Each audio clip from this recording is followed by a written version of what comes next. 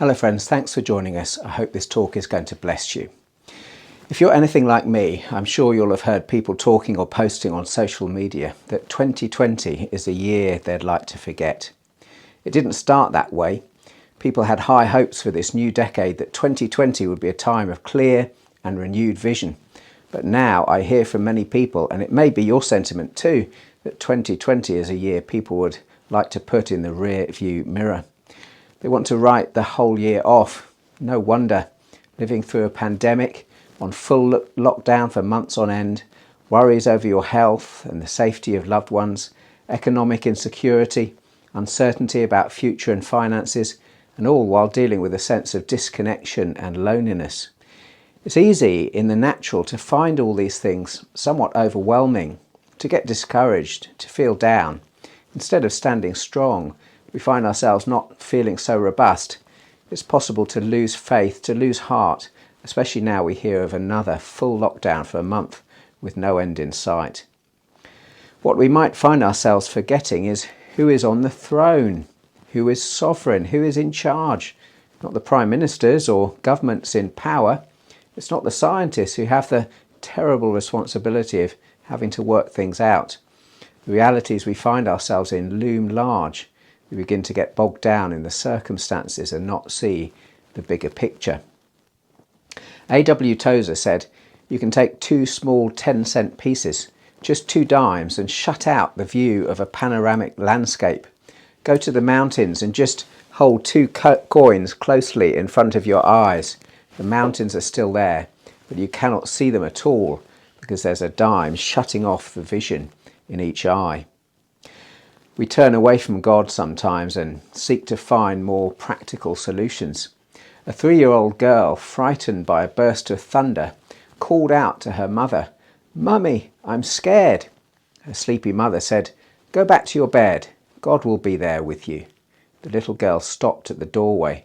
"Mummy, why don't I sleep here with Daddy and you go in there with God?" What is happening is that we are forgetting. But what should we be doing as Christians? Today I want to share with you a simple message. God calls us to remember. I want to share with you 3 simple ways we can remove the circumstances from our eyes and see the bigger picture.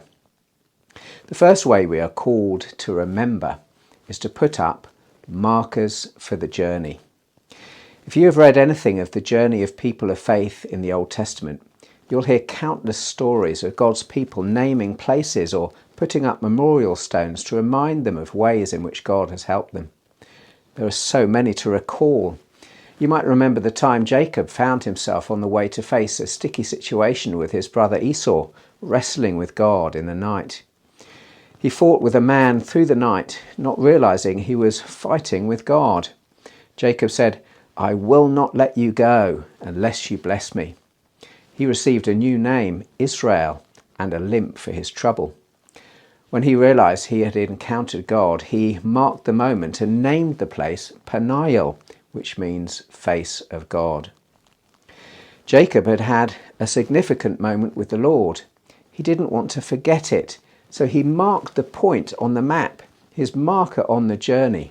His X marks the spot because he never wanted to forget that life-changing encounter. God calls us to remember, and for good reasons too. As we remember these moments, it will strengthen us for the journey. As we look back, it can give us markers for the journey ahead. Another famous occasion when X marks the spot comes when Israel, now a nation, a whole people group who had just entered the promised land, had been having a hard time. Through a combination of pride and sinfulness, and not trusting in the Lord's direction, they had not only been defeated by the Philistines, losing many men, but the Philistines had captured the Ark of the Lord's covenant, carrying it away. The very Ark that had led their fathers through the desert and into the promised land. The Ark, the very sign of God's presence and blessing with them, had been lost, captured by their enemies. They were on their way to being down and out, but the Lord made a way for the Ark to be returned. Slowly but surely the Israelites began to turn back to the Lord. Whilst in a time of prayer and repentance, suddenly they came under attack once again by the Philistines. At this moment of crisis and danger, they turned to the Lord in prayer. Let's join the story in 1 Samuel chapter 7, verse 7 to 13. When the Philistines heard that Israel had assembled at Mizpah, the rulers of the Philistines came up to attack them. When the Israelites heard of it, they were afraid because of the Philistines. They said to Samuel, "Do not stop crying out to the Lord our God for us, that he may rescue us from the hand of the Philistines." Then Samuel took a suckling lamb and sacrificed it as a whole burnt offering to the Lord. He cried out to the Lord on Israel's behalf, and the Lord answered him. While Samuel was sacrificing the burnt offering, the Philistines drew near to engage Israel in battle. But that day the Lord thundered with loud thunder against the Philistines and threw them into such a panic that they were routed before the Israelites. The men of Israel rushed out of Mizpah and pursued the Philistines, slaughtering them along the way to a point below Bethkar. Then Samuel took a stone and set it up between Mizpah and Shen. He named it Ebenezer, saying, "Thus far the Lord has helped us." So the Philistines were subdued, and they stopped invading Israel's territory. Throughout Samuel's lifetime, the hand of the Lord was against the Philistines. What did Samuel do under the direction of the Lord? He set a marker for the journey. Why? Because he knew the Israelites would need to remember that if they called upon the Lord, then he would be there to help them. Ebenezer means stone of help. But remembering serves more of a purpose than that. My second point is that we are called to remember times of breakthrough. It's natural, isn't it, to want to remember significant life occasions. It was just yesterday that 2 of our church family celebrated their golden wedding anniversary. That's 50 years of marriage. They were looking back and recognizing that significant breakthrough moment when nothing would ever be the same again, when they became husband and wife.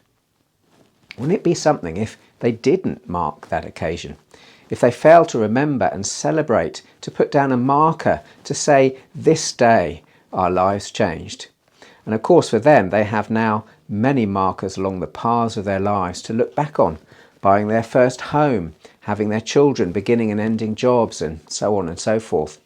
That moment, 50 years ago, yesterday, was a time for them of breakthrough. God led them to that moment, and then their roadmap went from there. It's right for them to celebrate. That's why we need to remember key moments when God acts to bring breakthrough, because he's been leading you through your life, and he continues to lead you on a journey of faith. Markers are simply that. They don't mean we've arrived. They mean we've reached staging points where God has brought a breakthrough. As we remember them, we're strengthened to realise, as Paul says in his letter to the Philippians, chapter 2, verse 12, it is God who works in you to will and to act in order to fill his good purpose, the purpose of our lives. Then we can have courage to move forward in faith, remembering the way God has come through for you in times you really needed it. Then we can have faith that God will bring breakthrough when times are tough. We find inner strength to go on. Bill Hybels said, "Every single day we make choices that show whether we're courageous or cowardly. We choose between the right thing and the convenient thing, sticking to a conviction or caving in for the sake of comfort, greed or approval. We choose either to take a carefully thought out risk or to crawl into a shrinking shell of safety, security and inactivity. We choose either to believe in God and trust him, even when we do not always understand his ways, or to second guess him and cower in the corners of doubt and fear." When we remember the God who provides and brings breakthrough, we can have confidence in the one who holds the future. I remember many years back sensing the Lord's call to theological college to prepare for the ministry. But as a private college, it was not going to be cheap, and I was not in a financial position to be able to afford the fees. I'd applied and been given a place, but the time was coming when fees would need to be paid or everything would fall apart. I'd been kindly invited to Belfast that weekend and resolved to spend time praying and seeking God for an answer over there. If I didn't get an answer, then on Monday I would contact the college and turn down the place. I was just about to leave for the airport when I received a call from a friend who said they felt the Lord prompting them to pay the fees for that year in full. I had not even set foot on the plane before the Lord had brought the breakthrough. What an encouragement and a confirmation for me that I was heading in the right direction. I put down a marker in my heart. As the scripture says in Isaiah 65:22, "For as the days of a tree, so will be the days of my people. My chosen ones will long enjoy the work of their hands. They will not labour in vain, nor will they bear children doomed to misfortune, for they will be a people blessed by the Lord, they and their descendants with them. Before they call, I will answer. While they are still speaking, I will hear." Before I had had time to pray, the Lord had answered. What a different time it was in Belfast, giving thanks to the Lord that weekend. The final reason we're called to remember is so that we can remember who He is. These markers for the journey, these significant moments in life, remind us not just of specific events, and there's always great joy in giving testimony of what the Lord has done. They point to something even more significant. Markers remind us of God's character. Notice that stone, Ebenezer, Samuel put up that day was not simply to remind them of a great victory. It's recorded in the book of Samuel, chapter 7. He named it Ebenezer, saying, "Thus far the Lord has helped us." Samuel wanted the people to remember the one who had helped them, not just then, but down through their nation's history as well, who'd been there to help them and their forefathers in times of trouble. As in the words of Psalm 46, "God is our refuge and strength, an ever-present help in trouble. Therefore we will not fear, though the earth give way and the mountains fall into the heart of the sea, though its waters roar and foam and the mountains quake with their surging." Why will we not fear? Why do we not give way and lower our eyes? Because of who God is. He's our strength when times are hard. He's our refuge when we need to hide. He's our help in times of trouble, ever present, ready to be there in times of need. That's why we put up markers, to remember the one who is with us and leading us in this journey of faith. We're going to finish with two thoughts. The first one, a challenge.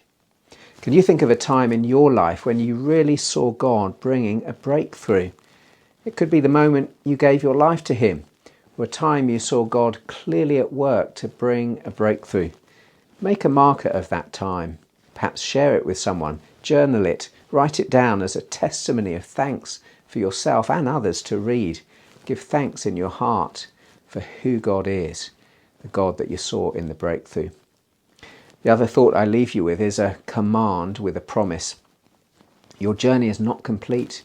You haven't reached your destination yet, but this promise in Hebrews 12 tells you what you should do. "Therefore, since we are surrounded by such a great cloud of witnesses, let us throw off everything that hinders and the sin that so easily entangles. Let us run with perseverance the race marked out for us, fixing our eyes on Jesus, the pioneer and perfecter of faith. For the joy set before him, he endured the cross, scorning its shame, and sat down at the right hand of the throne of God.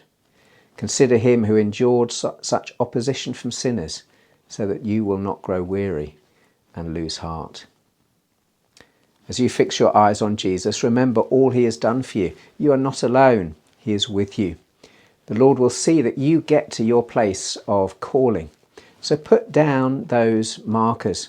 Remember what the Lord has done. Remember those times of breakthrough. Remember who the Lord is.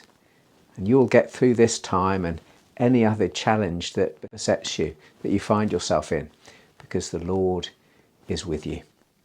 God bless you.